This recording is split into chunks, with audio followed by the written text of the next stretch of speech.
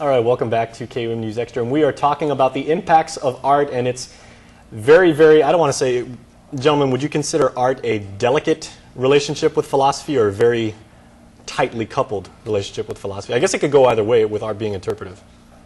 Go ahead. I think it would probably be tight in some ways. I don't know that artists always see it that way, and I think it's true that in some cases artists think that it's the image that's being presented, it's the structure, it's the color.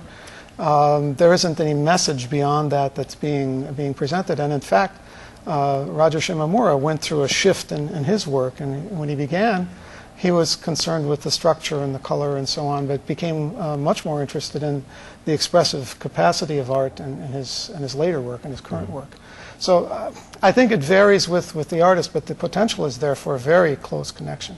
Okay, well, Dr. Skoog, back to you. There is a gathering of local artists who I assume will express their thoughts on not only philosophy but on a great many other topics and everything. So when's that coming up?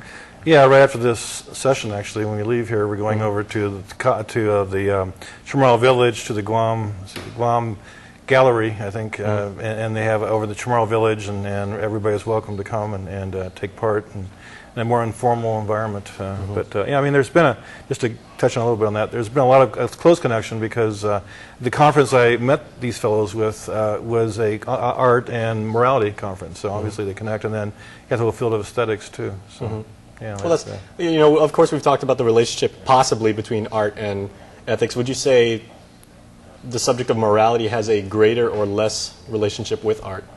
As compared to what? As would maybe with ethics. Yeah, definitely.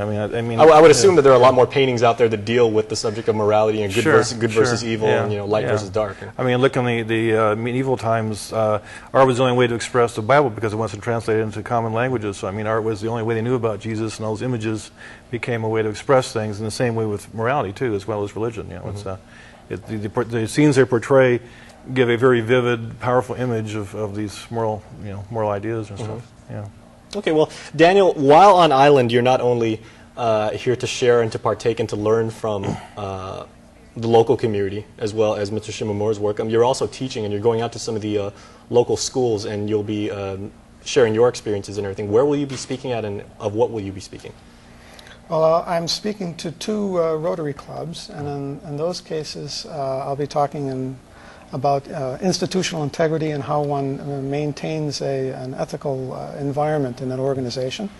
That's one of the sessions. The other will be devoted to a discussion of the Rotary's famous four-way test. I'm going to try to connect what they have in place to some ideas in moral philosophy. And then with the elementary school, the name of which I've forgotten. UPI. I'll be talking to 4th and 5th graders, and we're going to talk about something well, with my college students, we refer to it as academic integrity. I'll probably try to find a better pair of words than that to talk with the 4th and 5th graders. It might be what many faculty think is the only thing that matters there, namely cheating, why cheating is wrong.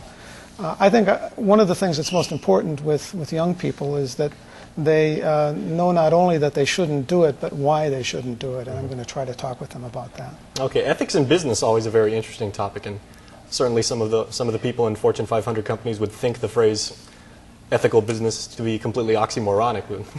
Indeed they do. When I teach business ethics, I have to start with a discussion of the idea that business ethics is an oxymoron. One of the things I tell them is if it were, then I'm really in a bad way, because I've been teaching business ethics for about 15 years, and I'd hate to be involved in teaching a contradiction. It's not. I like to avoid that problem by saying that it's really not the best way to approach this set of issues by talking about business ethics. Better to talk about ethics in business, as we would talk about ethics in government or ethics in any area. It's one set of normative expectations that's being brought to a different context. The other idea is that it's sort of like we've got separate special rules for us, as if we were 007 or something. We have a license to cheat.